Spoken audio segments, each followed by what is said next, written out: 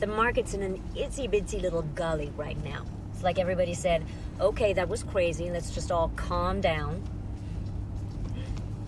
It's been a wild month in the stock market, and as always, we are seeing all sorts of people shouting all sorts of opinions. Yes, I shouted fire. I shouted many things. People are saying there's a crash or that the everything bubble has burst. Looks like the bubble burst. Bubbles can burst? Yeah, but it's a golden age for the repo business, one that shall never end. But the simple truth is none of these people actually have any idea what is going on in the market.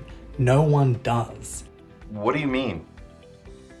Sure, people offer their opinions and hopefully their reasons too, but there isn't a person alive who actually knows what's going to happen in the near future. I don't understand. But do you think that these people share their opinions for no reason? I don't think so. You see, sharing your opinions on platforms like YouTube, like I am doing now, can be done for a number of reasons, such as that sweet ad revenue. And ad revenue gets paid for views, not for being right. You're kidding, right? A lot of these predictions, when given enough time, are eventually right, of course. After all, even a broken clock is right twice a day. So if you're wondering if the market's about to collapse, I can tell you that no one knows. It's that simple. But ask yourself this, does it actually matter? What do you think?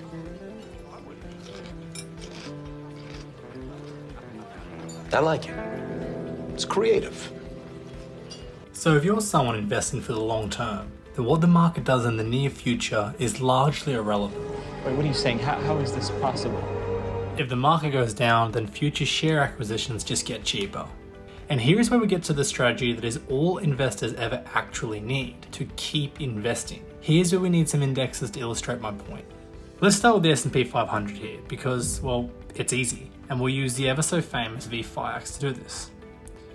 Here are the 3 worst times to have invested in the sense that they were at highs before significant market downturns, 2 of which were periods which took 6 years to get back to the same point.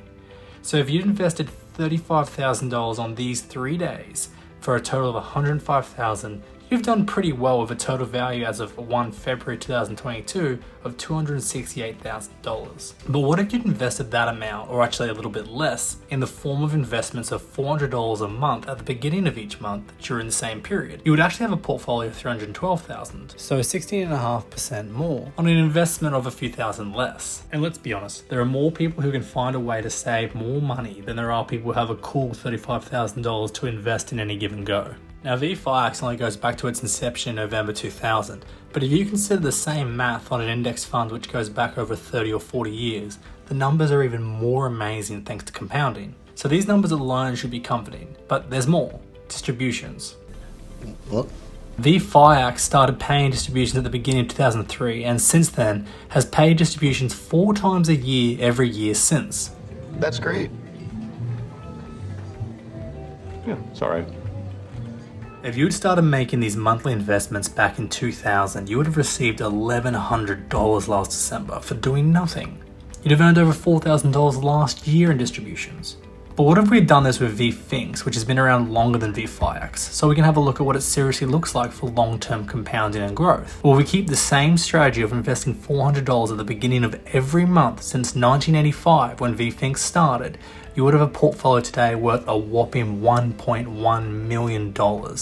I may just quit my job at the power plant and become a full-time stock market guy. You would have earned over $13,000 in distributions last year, which is almost as much as the federal yearly minimum wage in the US, for doing nothing. On that portfolio using the 4% rule for retirement, you could enjoy a retirement of 30 years on about $45,000 per year, which is well over the median US income, and still leave nearly $250,000 at the end of it. But what if you could find a way to save an extra $1,000 a month and invest that in the same way? Now I know that's a lot of money, but if you can find a way to save or earn more to allow for this, you would have had a portfolio of almost $2.8 million, earning $33,000 in distributions alone. So you can forget about the 4% rule and live on that into perpetuity. So if you can just find a way to establish the habit of investing a sum of money you can afford to and do this consistently into the future, you don't have to worry about whether the market collapse is coming. And if you're wondering if this strategy works for other markets, the good news is that it does. I'm not convinced! If you'd followed the same strategy with what I'm going to pronounce as VUSK, an index tracking the European market, you'd still have experienced great growth of an annual average of 6%. And again, you would have earned $4,000 in distributions last year. You would have done even better with VTMNX, which gives you exposure to a number of developed markets where you'd have earned over $4,700 in distributions last year. If you'd done this with VMAX, tracking emerging markets, you would have earned over $2,300 last year, despite VMAX having started up half a decade after the others. So for all of these models, the periods of downturns represents the best opportunity to invest. So what I'm trying to say in any pending market collapse is that it's not the end of the world. This is what the beginning of a fire sale looks like. If you're in this for the long run, it's probably a good thing.